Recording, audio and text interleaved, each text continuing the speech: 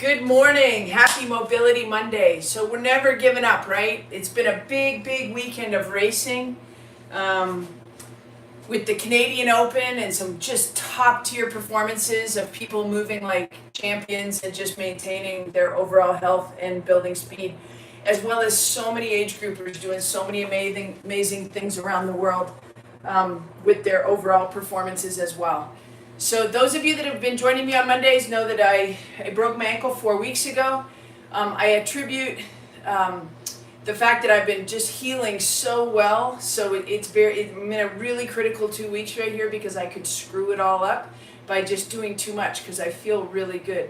So the number one thing that I think, there's two things that I think really contribute to the fact that I'm healing quite well. Probably three. First one, I really dug deep on those first 3 days after the injury of rest, ice, compression, elevation. Then I enlisted the best experts that I possibly could to find out the effects and was able to not guess, and that's huge. And then the third thing really was that I live every week and every day as best as I possibly can to be as healthy as I can, because I think for most of us, it's not if we get an injury or an insult to our body or an illness, it's when and will we be in the best position possible to overcome. So that being said, let's get moving here. So we're going to start at the ankles. The most critical point being down in the ankle and ankle mobility for all of us. So I'm going to use a Viper. Those of you that don't know what a Viper is, it stands for vitality, performance, and rejuvenation or recovery. That I just makes it all make sense. It brings it together. It's a training tool that I use a lot with all of my athletes, but you can also use the wall. So I want to take about 2 to 3 inches. You don't need much more than that. And all we want to do, keeping the heel on the ground, we want to just knee drive, knees over toes, 2 to 3 inches. And again, you could be doing this into the wall. If you have a Viper, use the Viper. But if you don't have anything, just move that knee over the toe 2 to 3 inches. Nice and even. Keeping the heel on the ground. Once you figure out your distance, keep your head up. We always want to perform with great posture. And I'm definitely this is my injured ankle now. It's on the mend, 4 weeks. I can tell I'm getting close because I want to run, but I shouldn't run. Okay, other side. Try and keep it the same. And this is much easier on this side for me. Just nice and easy. Knee drives, head tall. We'll just go 10 of them. Now, from here, you want your knees to be able to go 2 to 3 inches over your toes. If you're a runner or a cyclist, and you're consistently training, then that's going to tighten up. That's going to be a challenge. What I want you to do is find your end range challenge where you can keep this heel on the ground and the knee can still go over the toe. You don't need much more than that. This is one of those, if some is good, more isn't better, right? Remember that. Good, 9, and 10. Right, the next thing we're gonna do for the ankle mobility is just some gentle gliding. Does it bring in other parts of the body? Absolutely. But as soon as you go into this nice wide stance, we're just going to go into a little bit of inversion and then neutral. And then that side goes into that. So I just want to just nice and easy add that little bit of load to the adductor and as well as that whole lateral system of the ankle. So keep the pinky down on the ground and just laterally glide side to side. One thing that we noticed yesterday during my massage was how much my left side had shut down. Muscles don't switch off, right? But they can definitely decrease neural drive. And when you have a big insult to a joint, like an ankle or a knee or a hip, the brain is going to decrease neural drive not only to the area, but usually the area above it and below it. So bringing those muscles back online is a very, very important thing. Last week I introduced you to the Mobo Board. We're going to use that today as well. If you have anything that can just elevate your toe just a little bit, you could use a towel, you could use a weight plate, you could use anything. So if you don't have a Mobo Board or a balance board, you're going to be just fine. But let's go ahead and now work that knee drive into a little bit of more intensity by elevating the toe just a little bit and working through that knee drive in a little bit more of a dynamic way. So just nice and easy. There's no limiter except for the tension that I get in the backside through the soleus, through the little bit of gastroc, but mostly it's going to be ankle restriction in Achilles and soleus. Good. 10 times. Same thing other side. If you are interested in getting a Mobo Board, I think it's a good purchase. You can use a code 10ECFIT at checkout at the moboboard.com website with Jane Deshari. And I'll tell you later. I'll tell you at the end. I won't waste your time because not everybody's going to do that. But I don't want to turn it into a commercial. But at the end of the show, I'll tell you a little bit more about the Mobo Board. Good. Good. And so when I don't have the limiter there, I start to bring in the hips. So let's go ahead and get rid of the Mobo Board for now. And we've been kind of enjoying that 90-90 position. And now we're going to go into the 90-90 position in a little bit more of a relaxed way. So the chest is back. And when we go into that 90 position, it's coming right down the midline of the body. Down the midline of the body, which means don't be here. That's a short hip. We want that knee to be back, okay? Let's just go a little bit of happy hips. Just rolling through range of motion.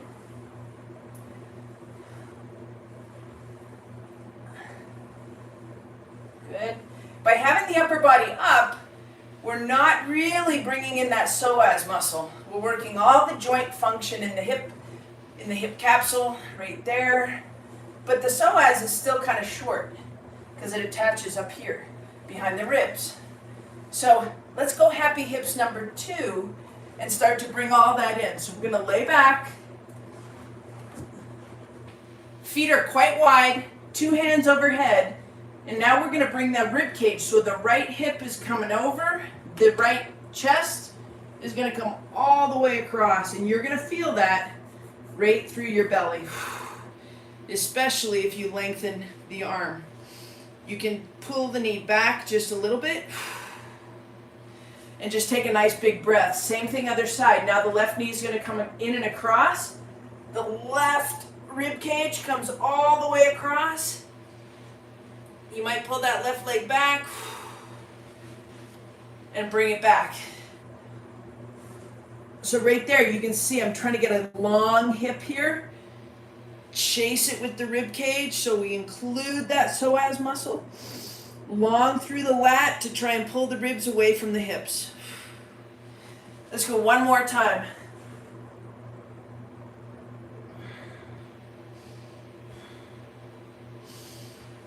And come on back. So we talk a lot about how tightness on the front side of the body can create less neural drive to the musculature on the back side of the body, the posterior chain.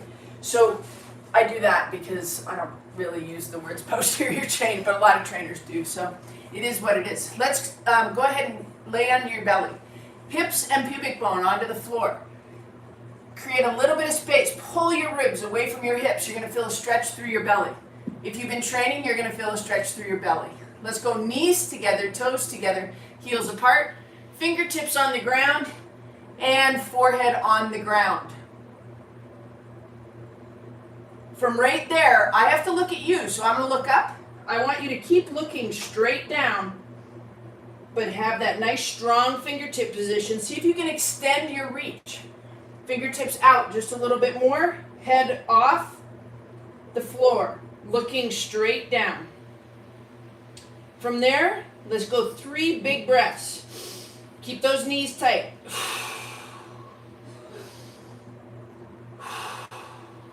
And 3. Now, from here, let's activate Switch on, increase neural drive, the back side of the body. Reach the hands. Keep the knees together.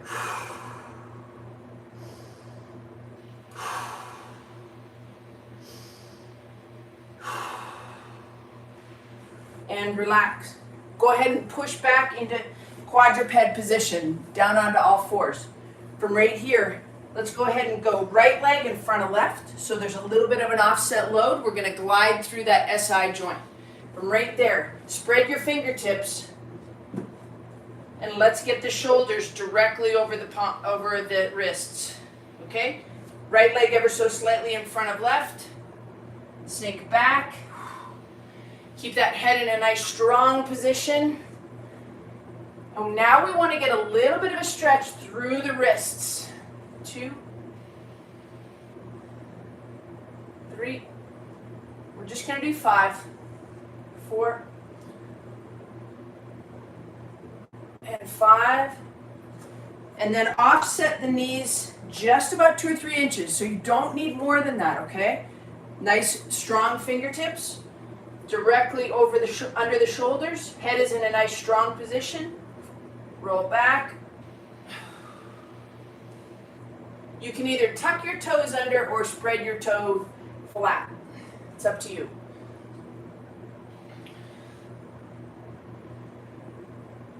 Just gently gliding, hips dropping, hips gently rotating. It's a very subtle movement. It's one that you can't really feel what's happening, but you can definitely see what's happening right here. As I go forward, that hip drops. As I come back, it elevates and goes back into place.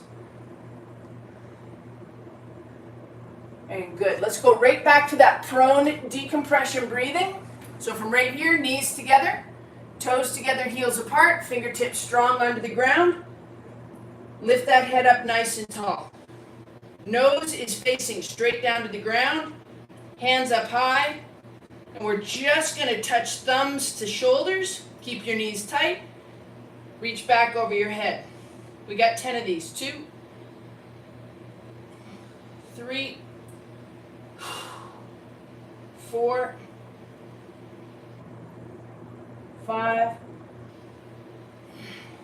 Keep that head straight down. 6.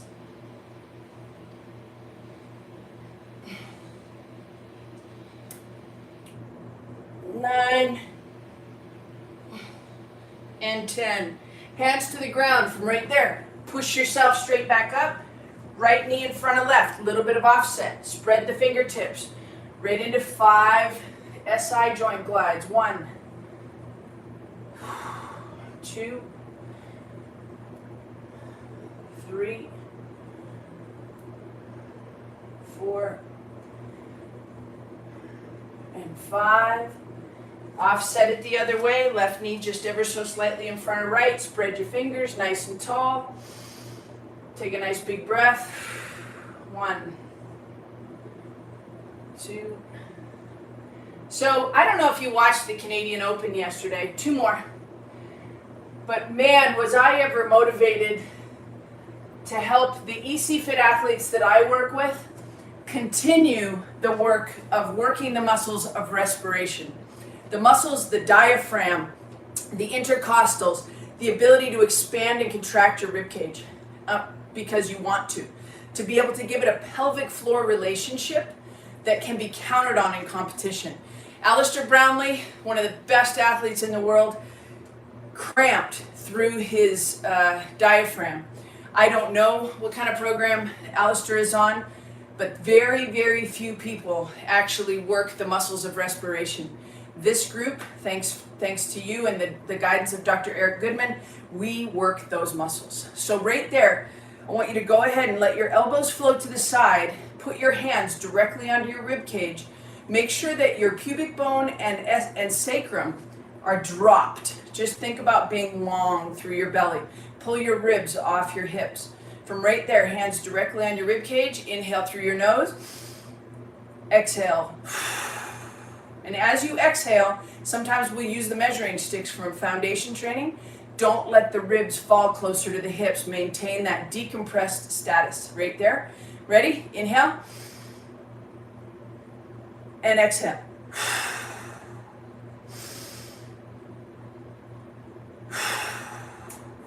Feeling really, really slim through your torso.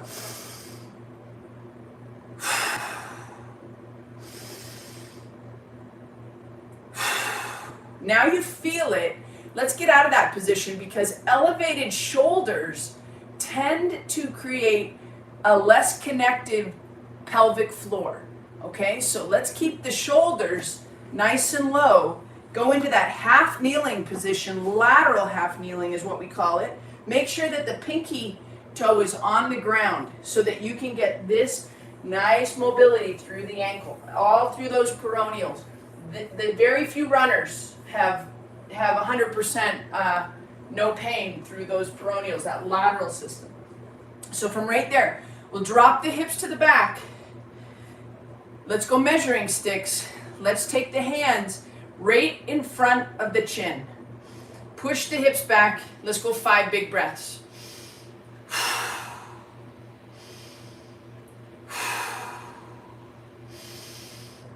Really move the rib cage. See if you can breathe into the back of your body. If I had my hands, I would be tapping on the back of your ribs. One more big breath. And then just come right back out of that. Let's go lateral half kneeling on the other side.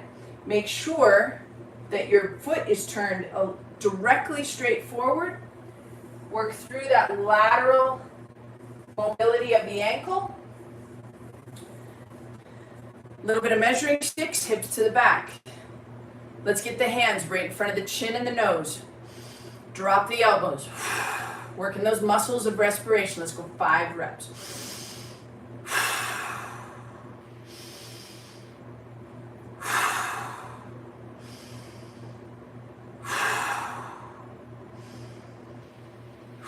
Drop your shoulders. And good. So when you're running or when you're cycling, start to notice when you get that tightness through your upper traps and you start to elevate your shoulders, and then focus on a big breath and trying to keep them low. If they're low, then you can really activate the diaphragm, which in turn will create a little bit of activation and stability in the pelvic floor. And that's really what we're after. Okay, let's lay onto the back, get a little bit of leg flossing here. We're just going to very gently grab the back of the hamstring. Let's put the foot into a strong position. So that I would call that is a strong, that would be a weak position. It's not really weak. It just activates everything in the lower part of the leg. Okay? So heel to butt, and we're going to go 10 of those. 1, 2, 3, 4, 5, 6, 7, 8, 9, good, and 10. Stay up there on 10. Let's point and flex the foot. 1, 2, 3, 4, 5. Reach through the heel right there. 6, 7, 8, 9, and 10. Good. So flossing would be a little bit of an indicator that we're just kind of working that nerve casing. Nerves cannot be stretched per se, but you can definitely help them function better by creating some space and some activity. 2, 3. That's why mobility can be so important. We're not only working with the muscular system, working with the skeletal system as well as the nervous system. And with us, we're actually still working the cardiovascular system, trying to feed oxygenated blood into the body in the fullest capacity as we can in this kind of session. Good. And 10, we stay right up at the top. Point and flex the foot. 3, 4, 5, 6, 7, 8, 9, and 10. All right, from right there, let's just put the arms out to the side and just do some gentle rotations. Should be able to tap that knee right here and come back. Change sides, left knee up, Gently rotate it across. Very different for me on this side. I can tap it with my fingertips on the other side.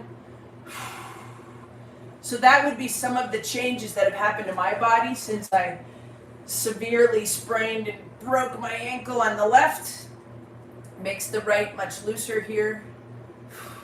It could also be that I'm going into internal rotations on that side. Good. And one more on the other side. So left knee up, gently rotate across. Tightness even through the chest and bicep on that same side.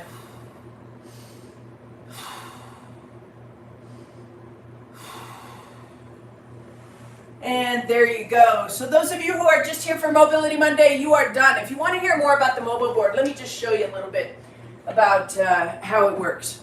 So the Mobo Board is two-sided, for the right foot and the left foot. A gentleman named Jay Deshary, he has 2 books, Strength Training for Running and I think Anatomy for Runners. But he's super smart, right? And so it gives you a place to load your big toe and it unloads the 4 toes. So a lot of my athletes will, in fact, keep their Mobo Board in front of the television. You might have seen Justin Metzler using it the night before a race. When we have a run, when we're running, the landings are probably the most dangerous part of the run. And when you land, you have to have a sequence of contraction, of co-contractions to create stability and stiffness in the lower part of the body, which creates that kind of landing that can be safely recovered from and on to the next landing. And we have so many landings in our day, those of you that count steps, but 10,000 steps and 10,000 landings in 6 miles, and that's if you're walking. If you're running, maybe a few less landings, but a lot of us run more than 6 miles. So what we want to do is learn to stabilize and be stiff and have a co-contraction in the lower body that would totally load into the big toe. So the Mobo Board just reinforces that relationship, that sequencing without any impact, and then we can strengthen it in lots of different ways. So the first thing that I'm going to do here as I rehab my left ankle is just be able to come knee through and knee back. So I'm not even quite there yet where I can stabilize in the sagittal plane, which would be here to here. There is also very much a challenge in the frontal plane because as soon as you go onto a single leg stance, your hip could fall out. Those of you that are familiar with running gait, that's called a Trendelenburg gait or a hip drop. It's something that we're constantly fighting against. So the Mobo Board is just a great tool. You don't have to have one to focus on loading into your big toe, but it really, really helps. Thanks, Jay Deshary. You're the magic man, and thanks for always taking my calls about questions. Peace out, everybody. Have a great week.